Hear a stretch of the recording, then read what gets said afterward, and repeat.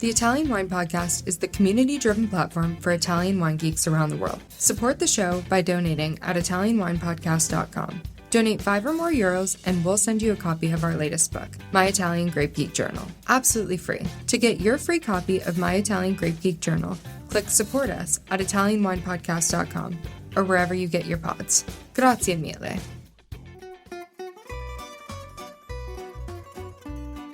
Welcome to Wine, Food and Travel with me, Marc Millon, on Italian Wine Podcast. Listen in as we journey to some of Italy's most beautiful places in the company of those who know them best, the families who grow grapes and make fabulous wines. Through their stories, we will learn not just about their wines, but also about their ways of life, the local and regional foods and specialities that pair naturally with their wines, and the most beautiful places to visit. We have a wonderful journey of discovery ahead of us, and I hope you will join me.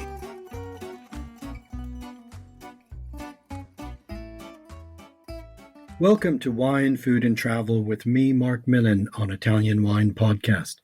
Today it is my great pleasure to travel to the Tuscan seaboard to meet my guest, Rocco Toscani from Azienda Agricola Toscani, an estate that produces wine, olive oil, and which breeds quarter horses, Cinta Senese pigs, and homing pigeons. Quite a range of activities. Ciao, Rocco. Thanks for being my guest this morning. How are you? And is it a beautiful day in Casale Marittimo? Ciao, good morning. It's a fantastic day. It's kind of chilly. We're pruning.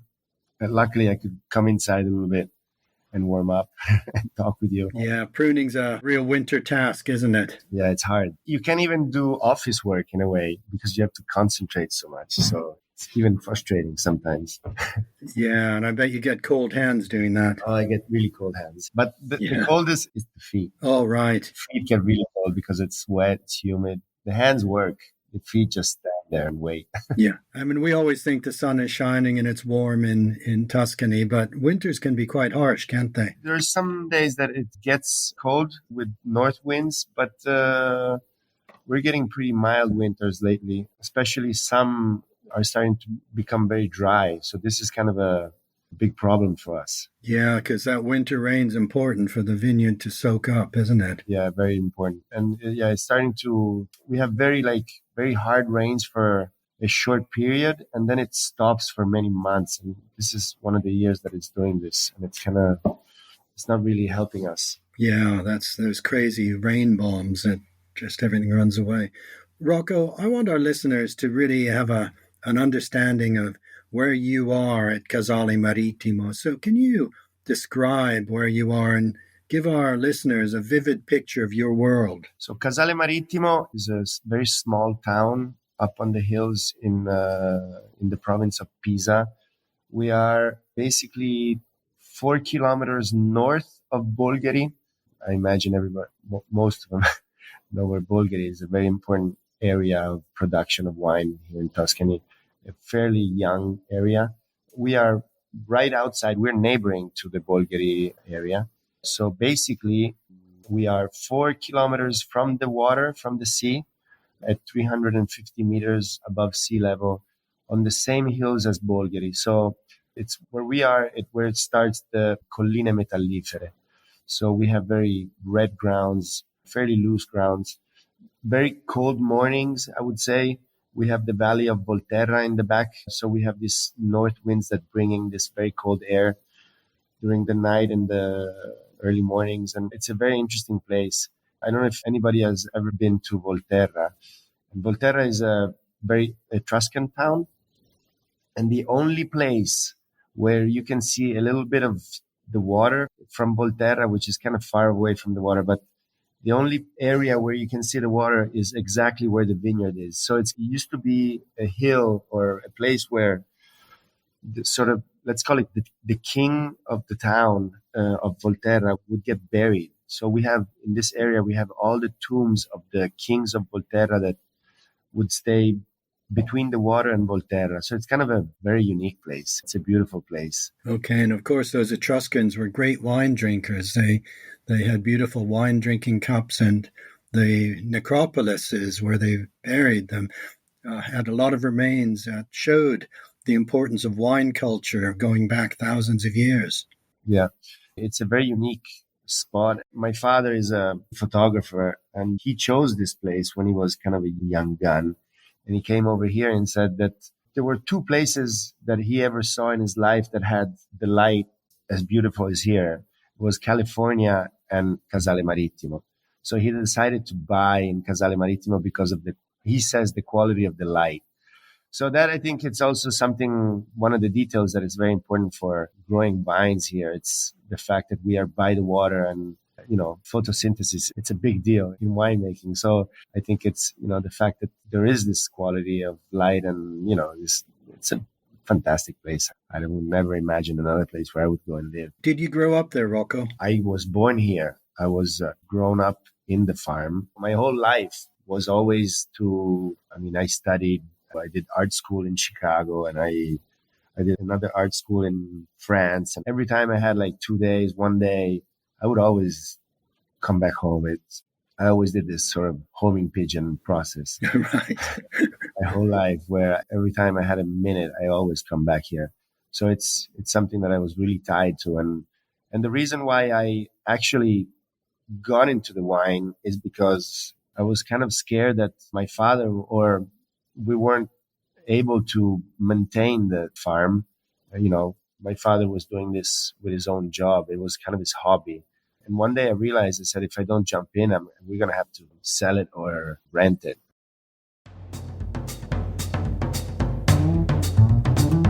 Italian Wine Podcast. If you think you love wine as much as we do, then give us a like and a follow anywhere you get your pods.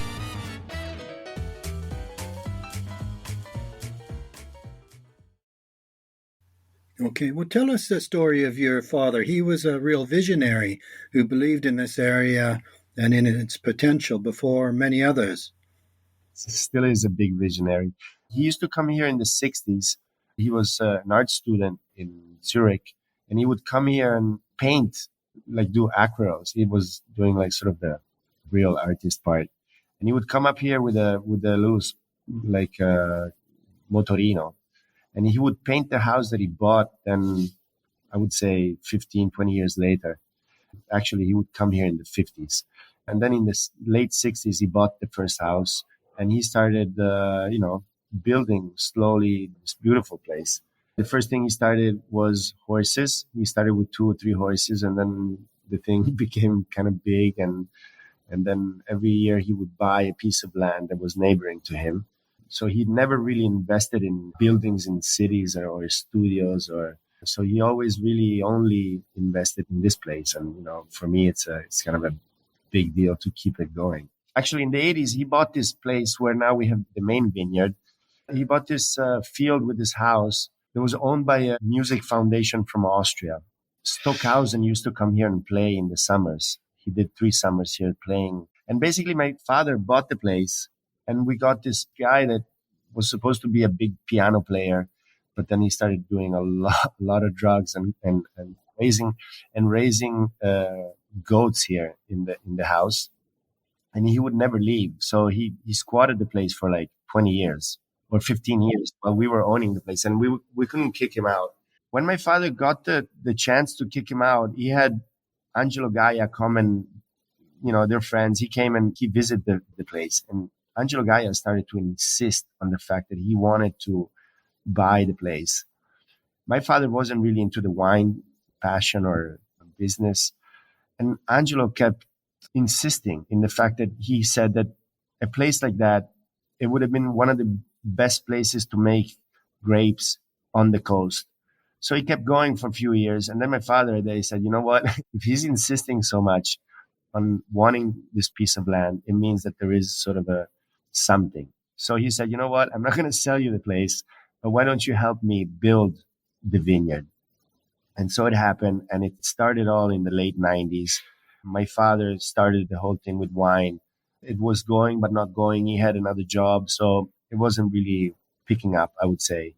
In 2014, I took over, and I changed completely the winemaking process and how we do agriculture. And I did so in all of the farm, Were the vineyards established by then, Rocco? Yeah, the vineyards, when I walked in, they were around, I would say. And what varieties? Let's talk about the grapes you grow.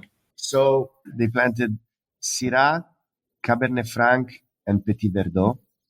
And then we had another vineyard of Teroldego. Teroldego. I've not heard of Teroldego in Tuscany. Yeah, there's a lot on the coast. There still is a lot, but there was more in the late 90s, early 2000s, because it is a wine that at the beginning it has a lot of fruit, has a lot of freshness to it. It gives a lot of color. It gives a lot of concentration also. So I think in the 90s, it was kind of wines that they were looking for. Now it's kind of difficult grape to grow with the temperatures we have now here. So basically what I did is when I walked into the winery, I sort of said, what are we going to do now? And what I did is I grafted all of the Petit Verdot with Syrah and Cabernet Franc. So the main vineyard now is only Syrah and Cabernet Franc. And the vineyard of Teroldego, I grafted it with Greco di Tufo. So now I'm producing only Syrah, Cabernet Franc, and Greco di Tufo.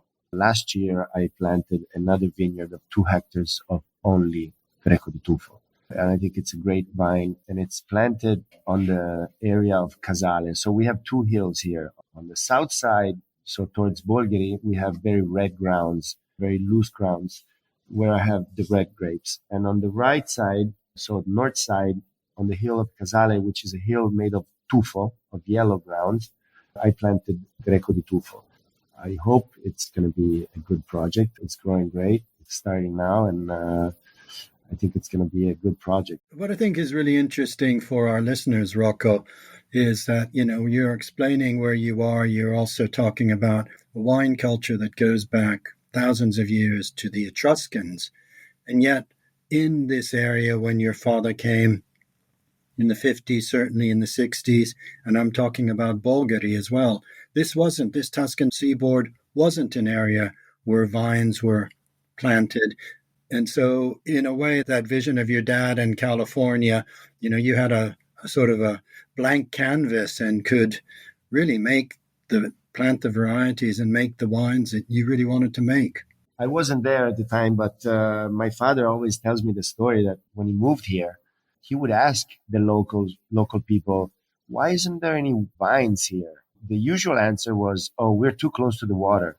And he would kept answering, but in California, they're by the water. I mean, Bordeaux is by the water. And it's not. Anyways, this area was an area where the big families from Florence would own strips of land that would go from the forest, from the hills, from the forest down to the water. And in front of the water, it used to be all swamps. Yeah. Yeah. So it was hunting areas and areas where they would give the houses or their buildings and the fields to workers that would, when you do the crop and you cut in half the crop, I don't know how you say it. The mezzadria. It was all mezzadria here. It was an extremely poor area. All the area of Bolgheri was all basically owned and worked by the Marchigiani. Where we are, it was like 2 families that used to own everything. It was a poor area. I've seen pictures of the 80s when they moved here, when I was born. It was really, dry. And it was a dead area. And so the only real producer here in the area was Antinori. They used to produce Rosé Antinori. It was kind of a non-easy place to do stuff because we were completely cut out from everything. It was like a really long drive. So everything started a little bit in the 80s, and he was part of this whole thing of seeing how Bolgheri area or the interest in wine in this area started. And he sort of started a little bit later than everybody else. But I have to say, the location where we have the vines, it's an amazing place. It's an amphitheater-looking vineyard looking over the water with a lot of mistral wind during the summer, very cold nights. It's hot. It gets really hot, but it's a fantastic place. I haven't studied viticulture. I picked up this job on the run. I'm still learning, but it's a place where you feel that the plants are in a happy place. It's good to work here. And is that why you wanted to keep that happiness in the countryside? Is that why you decided to go for a low intervention, sustainable approach to viticulture? Yes, it has to be. I think each one of us has to, whatever piece of land you have, it may be a small garden or a big vineyard, but our goal, our mission on this small period of time that we're here, we have to do the best we can to keep it the best way, to have the next person that is going to have it, doesn't matter who. We have to take care of it in a way that we don't hurt it. We make it grow in a way. We make it a better place. So this is a little bit what was my project in making wine, in the fact that making this place a better place from whatever it was before. I mean, it's a hard thing to do, but it's respect for whatever lives in this place or whatever was missing. We introduced insects, birds, or... Yeah, a more holistic approach to life, not just wine.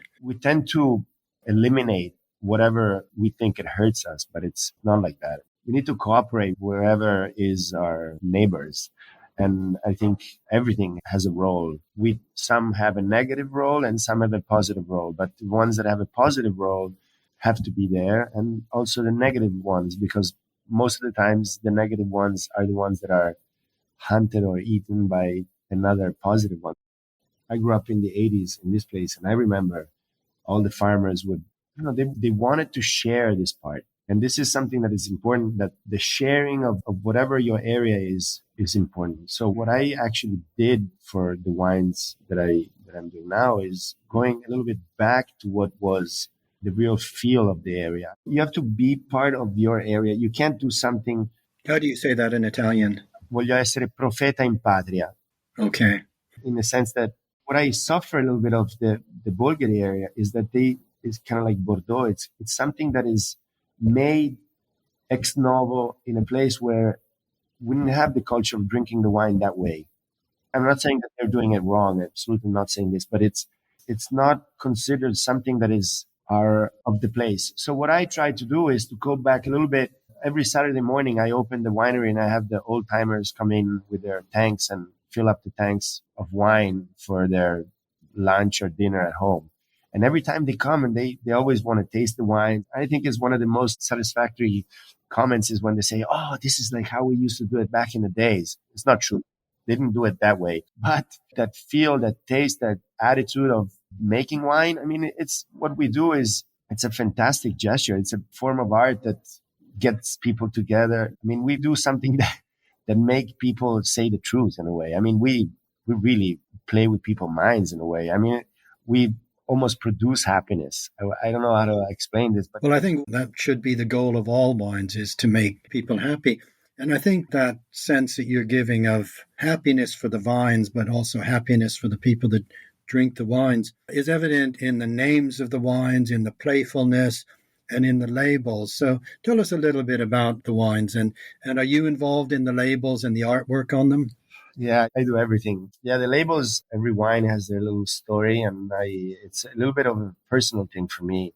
Not something that I promote, or at least I don't do this as marketing, but I do this as a sort of to give the wine his own identity or its own little story for me. That, I don't know, I Toscani, for example, is my base wine, and it means people from Tuscany or the Toscani family. I mean, this is your Syrah.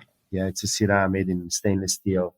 And the logo on it was the first logo of my grandfather. My grandfather was a photographer as well, and he made the first image bank in Italy. We used to work for Corriere della Sera. He would go and take portraits of soccer players for the newspaper, and then he would archive them in this agency that he built with that logo, and he would resell it to Panini to do the stickers. He was kind of a crazy guy. So I wanted to bring him back. I called the rosé with the flying horse as my two sisters, Lola and Ali, and I called it Loli. For example, the one with the pigeon on it, I have a label with a pigeon, with a portrait of a pigeon that I took with my kid's name, Luce and Romeo. So it's called Lumeo. So these are very personal things for me. I think wine, it's a very, very, very, very personal interpretation of a place and a vine, a meteo, or a system where maybe it's hot, maybe it's cold, maybe it's windy. You have to sort of improvise in a way, moments or seasons that may change. You plan your year and then it all just jumps in the air and your plan doesn't work. You have to replan it, in the morning because it's completely the opposite of what you thought. It's very similar to what is our family job since ages, where, you work in art. And for me, one day it struck me like a lightning that I was like, wow, this is really exactly what I was doing like before. I have to take sort of a portrait of my place with my wines. It's not a question of following, call it fashions or movements.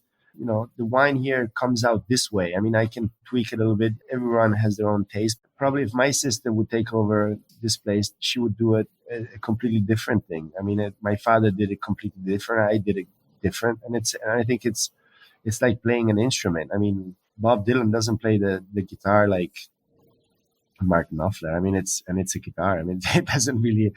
This is the fun part of making wine. It's a personal. I like that approach and how in every way you're reflecting yourself, but also going back to your family as well. So that close personal tie reflected in the glass so that the wine could be from Tuscany and from nowhere else.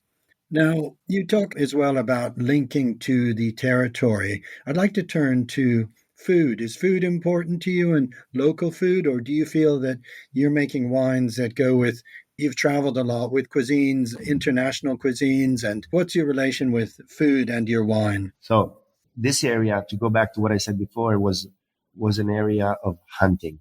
So here, even if we are by the water, we don't have the tradition of eating fish. Still now, if you sort of ask somebody or an old lady or even the younger generations to cook a fish here, they'll stick onion in it and lemon and a lot of herbs. We have this approach that fish is not really that good. So we are traditionally meat eaters, or at least. So what happened here is that we lost all the tradition of, for example, white wines that were made with maceration process. And we started to follow a little bit the French Provençal or whatever style of making wine that was a little bit more referred to a fish food market. On the other side, I think it's fun to make sort of a white wine that is more towards the meat approach of cuisine that is this area. So I remember when I was a little kid, we had a vineyard behind the house.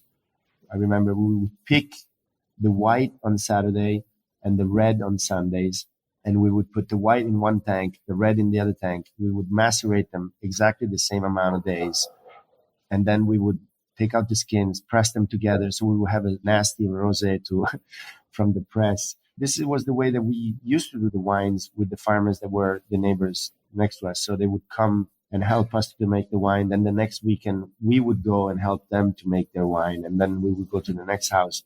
It was a fun process but everybody had the same system to make the wine.